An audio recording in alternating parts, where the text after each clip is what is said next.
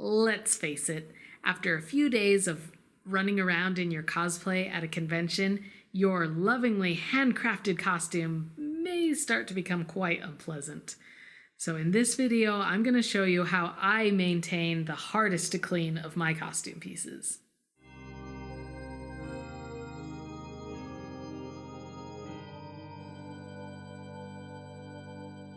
Hi, I'm Kazul, and welcome to my lair.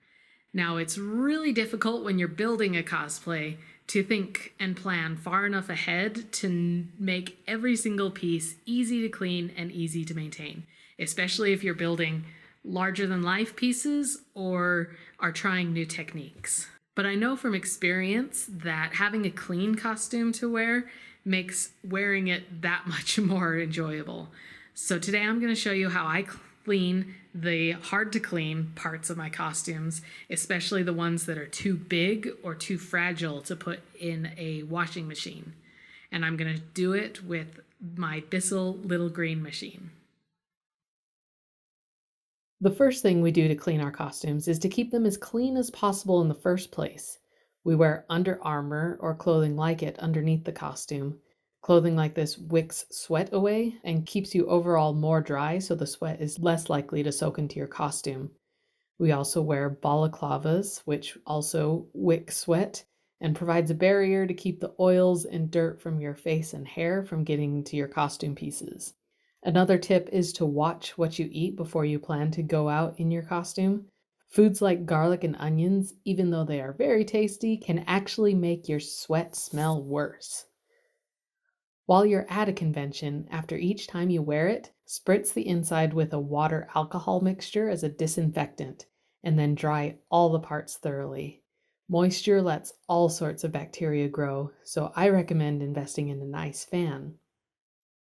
This is our fan we like to take to conventions. It moves a lot of air and even has a timer if you don't want to leave it running all day. I love this fan. It isn't big and it dries out our stuff really fast. I'll leave a link for it in the description. After all that, your cosplay will eventually get dirty enough to warrant a cleaning. First, let me show you some of the additional tools I'll be using. A big measuring cup, a teaspoon, a funnel, and a rag and or scrubby thing. For the cleaning products, I like to use Woolite because it's very gentle. Some Dawn dish soap. It's great on grease and gentle enough for baby ducks. Some baking soda.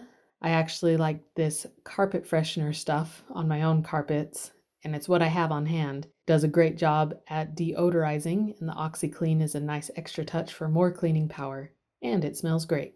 Regular baking soda is fine if you have that. If you don't have either of those, you could also use vinegar instead.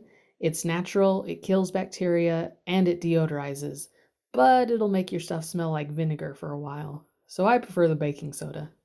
Like I said, either one will work, just don't mix the two. And lastly, an empty spray bottle. The first thing I'm going to clean is the Goatman's bodysuit. The funny thing is that I did actually try to make this washing machine safe. I used a specialty foam called Dry Fast that is used for the cushions on boats and outdoor furnitures, but I forgot to wash the dye out of the black dance suit I used as a base.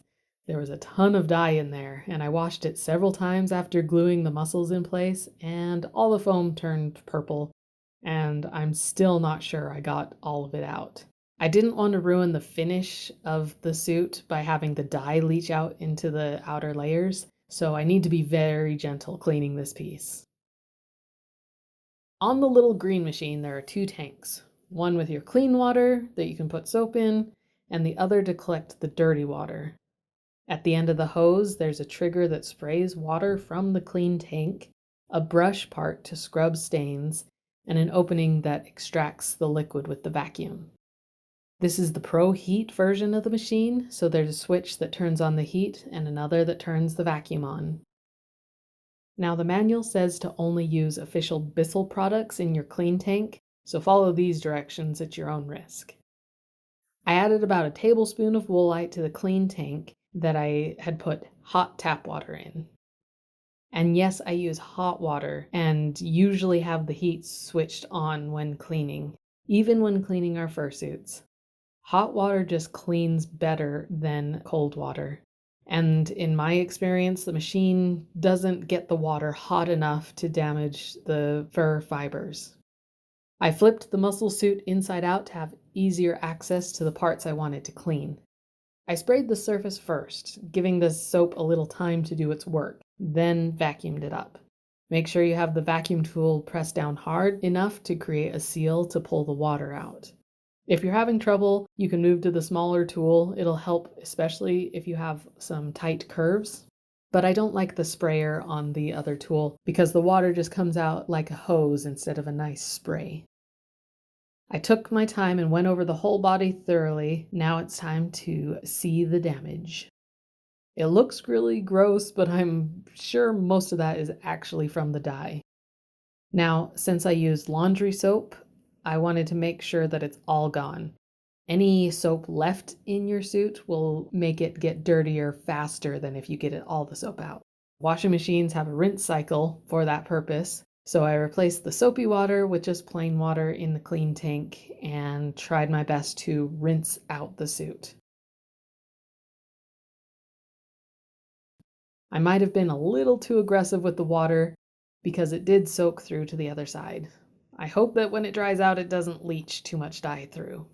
The next step is to get it dried, so I set it up in front of the fan while I moved on to the next thing to clean. I don't know what this dance move is called, but the goat man is rocking it. This next piece is some digitigrade padding that I'd made years ago. It's carved upholstery foam glued to jersey spandex leggings, then covered in more spandex. There's really no need to worry about leaching here, though the jersey spandex doesn't leach. But there is a stronger odor to these leggings because the upholstery foam holds a lot of heat and moisture, so they get really sweaty.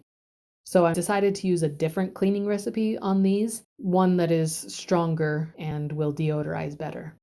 I take 3 cups of hot water, mix in a teaspoon of the baking soda and 1 teaspoon of Dawn dish soap, and add it to my empty spray bottle. I flip the leggings inside out and spray them down with my draft of cleansing. I took the scrubby thing to really work the soap in. After letting it sit for a few minutes, I took the little green machine with just plain water in the clean tank to rinse out the soap.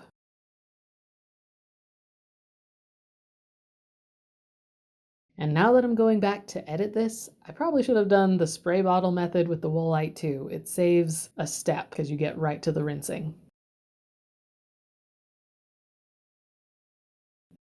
After I was satisfied that there was no soap left and that all the parts had been cleaned, I set it up in front of the fan to dry. On to the last project for this video. This is Frostee's head. You saw my husband modeling him at the beginning of the video. This suit is actually 10 years old and is very special to him. So much so that he's kind of been afraid to let me deep clean it. But since I've promised my husband that I'll make him a 2.0 version of the suit soon, he's finally letting me have at it. The first thing I needed to do was to remove the eyes since they're not waterproof. They needed to be updated anyways. I'll be doing that repair in another video. And because this is a head and there's a lot of grease and dirt from your face and hair, and this suit has never been deep cleaned before, I wanted to mix up an extra powerful draft of cleansing. It's the same recipe as last time, I just used 1 cup of water instead of 3. It is much more difficult to clean the inside of a head like this because you can't see what you're doing. Just be patient and do your best. I spent a lot of extra time rinsing and rinsing to make sure that I got the soap into all the areas and then properly extracted. Frostee's head also had the problem with the leaching black dye from the spandex since the beginning, so the neck fur had been a little stained. I may end up replacing that whole panel of fur in a future video, but we'll see how well this cleaning does.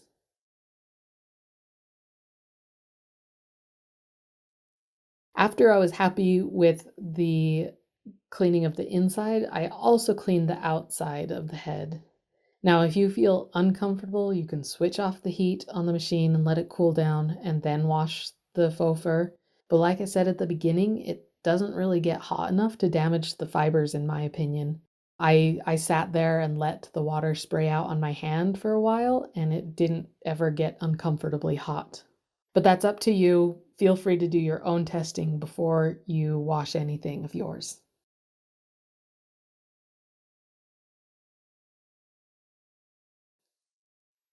After cleaning, I set up the head on these wire shelf things to let it dry, and I was making sure to brush it several times throughout the drying process.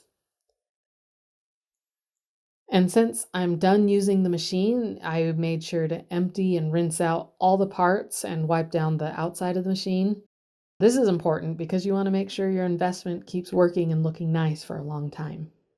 Now to evaluate. I was a little sad to see that a bit of bleeding did happen on some parts of the goat man. It's pretty subtle, so I'm hoping a lot of people don't notice, but I'll definitely be even more careful next time. But it did smell fresh and clean, which I was happy about. The leggings aren't ever seen in the finished costume, but they did smell a lot better after I was done cleaning them.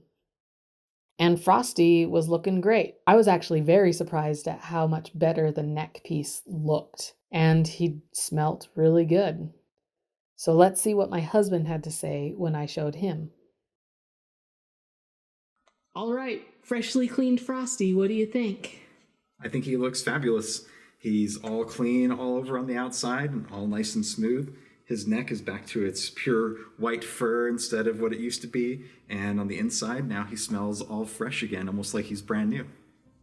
So I hope you enjoyed that look at how I maintain my large costume pieces. It can be a little bit of a hassle, but it's really worth it because then you can enjoy your costume for years instead of just one convention. So I hope you subscribe and stick around for next video. I've got a lot of great content on the way. I don't have a regular upload schedule yet, so if you ring the bell next to the subscription, that'll help you know when I upload next. As always, thank you for watching. I'm Kazul, reminding you to embrace your inner beast.